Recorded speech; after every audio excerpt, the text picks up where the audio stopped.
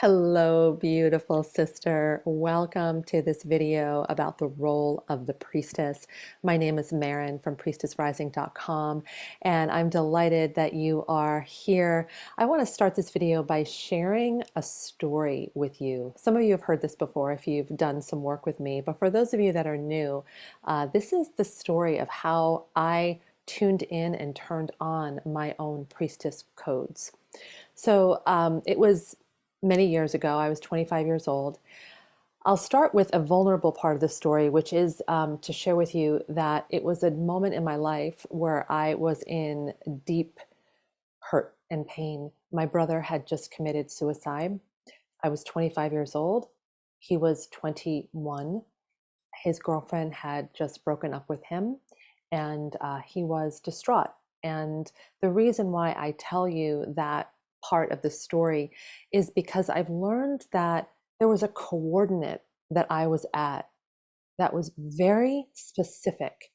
And oftentimes, when we're at this coordinate, we try everything to get out of it and we miss the gifts of this crossroads. It was a coordinate where I was broken, but I was also open. And the combination of those two things made me available to Source, to the goddess, to the mother. And she came in and began to guide my life. And I began to feel these impulses to connect with different teachers that I had never connected to before. I'd never been on a spiritual path up to this point, but suddenly there was an impulse to sort of seek out different voices and different perspectives. And I found myself with a voracious appetite for the spiritual and began to volunteer at the New York Open Center where I lived at the time. As a thank you for our volunteering, each volunteer would get a workshop for that month. And on the day that I was to choose my workshop, I could either do a feng shui workshop as a thank you, or I could do an autumn equinox ceremony. And I remember so clearly weighing the two, almost like eeny, meeny, miny, mo, because I really wanted to do both, but they were happening at the exact same time and I could only choose one. So something in me chose this autumn equinox ceremony. And all I can remember about that choice is I remember thinking, having the thought, well, I love fall in New York City. I love fall on the East Coast. I'm going to go to that one. I had no idea what the word equinox even meant at that time in my life. The day the workshop came, my subway was delayed and I got to the event late.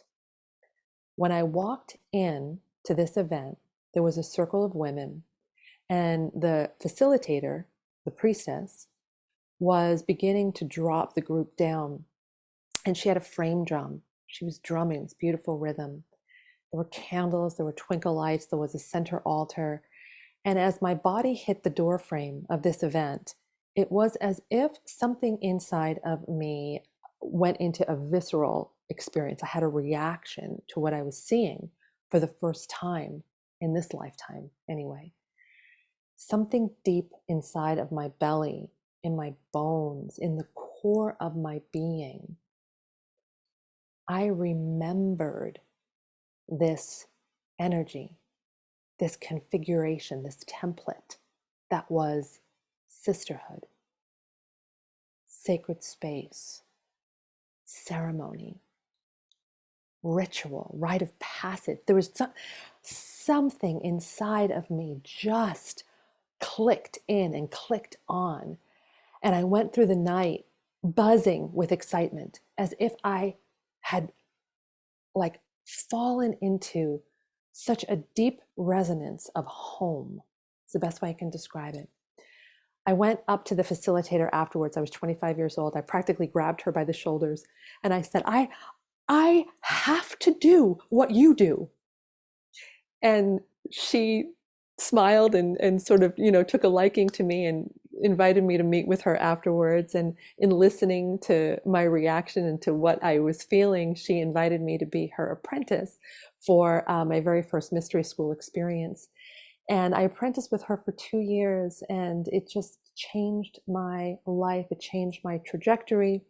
I really believe that in that moment when I hit that door frame, a timeline got activated for me. And that was when my priestess codes got turned on. What I know about the role of the priestess is that for many of us, we knew that we wanted to interface and embody this archetype in this lifetime, and that we set up for ourselves gateway moments, predictable moments within our life where we could potentially activate the codes. And I honestly believe that that was the first of probably a series of different moments that would have activated the codes. But I actually was able to get into alignment and activate them at that first gateway, at that first juncture, broken and open. In order to activate priestess codes, it's a simple thing of we just need to be a vibrational match for the code in order to open and to come online for us. What is a code exactly? Well, it is a blueprint of information. It's a download. It sometimes is the awakening of gifts and skills that we have developed over past lives and that are being reactivated and remembered in this lifetime. Very quickly, I began to understand the art of ceremony and circle and ritual and how to do it. It wasn't as if I was being trained, although that was a small piece within the mystery school. It was more in being around it and in watching my mentor do it. I very quickly remembered, learned, and picked it up again in this lifetime. And that's often what happens. So the role of a priestess, ultimately, yes, we hold space. Yes, we perform beautiful ceremonies. Yes, we gather women in sisterhood and perhaps pass a talking stick circle and all of this. But that's really more of the form. I believe that at our deepest core, the role of the priestess is to be a conduit, a catalyst, a bridge between the worlds, an open, available instrument for spirit to animate and move through so that other people can connect and remember their own sacred ability to direct connect and be in gnosis, direct knowing with the divine. So a priestess, her greatest contribution is to do the inner work, to be clearing her channel, to be emptying, emptying, emptying, so that she may be filled, filled, filled with the grace of the Divine Mother, and to emanate that to the very best of her ability, to continuously be building the musculature within her to hold that high octave of pure unconditional love, or deep ancient wisdom, or womb power, or light, whatever words go along with this energy of the sublime. That a priestess works in direct relationship with the divine in order to be an embodiment of the divine and catalyze that for others. I think that our greatest work is also around opening our hearts, specifically if we are Magdalene Rose priestesses, to open our heart. So many of our hearts, we've been armored. We have walls around our heart. We've shut our hearts down. We are a humanity trying to function without the heart guiding us. The original template for the human was that the heart, the divine feminine, would guide, and the head, the divine masculine, would serve. The heart would guide, we'd get ideas for how to take the guidance and put it into action. The masculine was always meant to serve the feminine. That's not meant to be at all that men are meant to serve women. It's that the essence of the feminine in men and women was always meant to guide us. And the masculine essence in men and women brings it out, carries it out, brings it into form.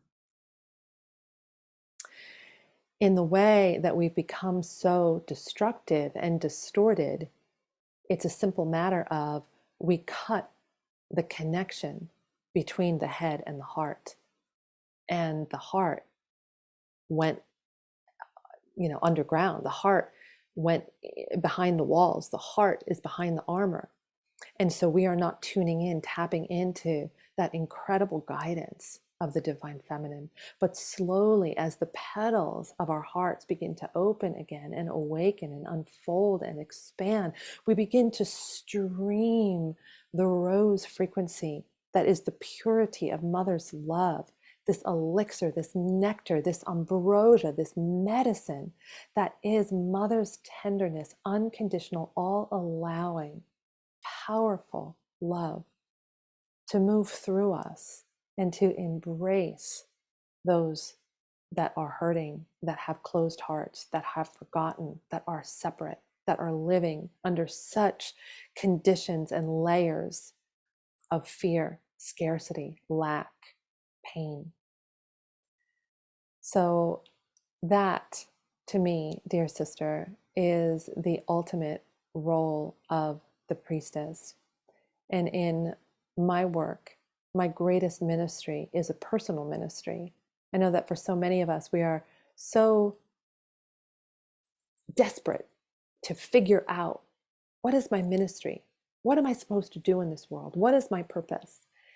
And I believe that that level of a ministry that is more of a public ministry must come first from a personal ministry of learning how to be the embodiment of self-love, the deep work, holy work of loving ourselves.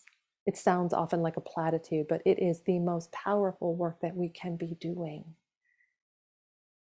To come into resonance with ourselves at the level of self-love and to embody that love is our greatest holy work. That is the work of the priestess. And then to hold that space for others to do the same in more of a public ministry way is such a beautiful contribution that we can offer as well. Thank you for joining me in this video today. I bless your priestess heart. May you remember, may you honor yourself, may you fall in love with exactly who you are. Blessed be.